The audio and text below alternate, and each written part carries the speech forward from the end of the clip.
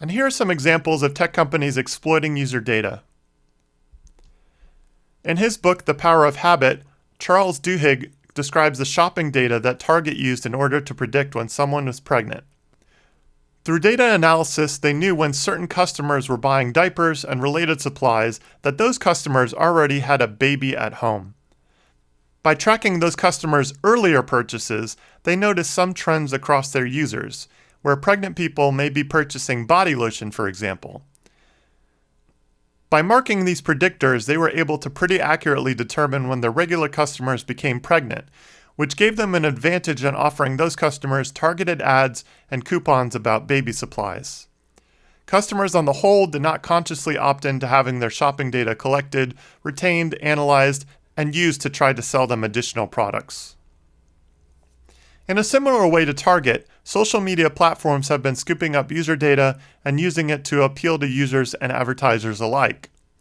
Vice Motherboard has a great article called "The Data That Turned the World Upside Down" that describes the 2016 presidential election in the United States. Cambridge Analytica was a marketing firm that the Trump campaign hired to target Facebook users based on very detailed metrics known as psychometrics, which can build a very rich profile of each Facebook user based on the interests they list on Facebook, the pages they follow, and the groups that they join. In this way, the marketing firm was able to tailor-make messages to appeal to different subcategories of users, trying to convince them to vote for specific candidates, to vote against specific candidates, or to abstain from voting altogether. The third example I want to present involves genetic testing companies like 23andMe, which were found to sell genetic data to drug makers and other Silicon Valley startups. These companies usually ask customers how they can use their data, but often the choices are confusing and the agreements are with individual companies. So, customers cannot simply update one choice to remove all of their data sharing. Take a moment to think of examples of tech bias or personal data issues that you have seen yourself.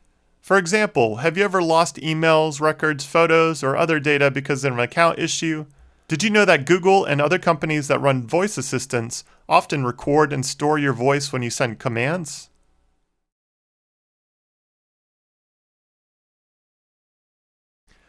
As you think broadly about how technology impacts society, consider all of the participants involved. Think about tech owners and what benefits they're receiving from user data. How do they use the data and what do they benefit from? Think about artificial intelligence. What's the makeup of the datasets they're trained on? How are updates made to it and how often? Are their methods openly shared or proprietary? Think about the organizational level.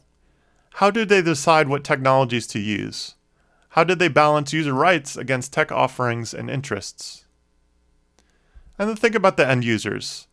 How are their data being collected and used? And do they know about it? How does that impact their experience with the technology? Think about ads in Google Mail, being added to Google Plus automatically, having your location history tracked in Maps, or having your voice commands recorded and stored on a server somewhere.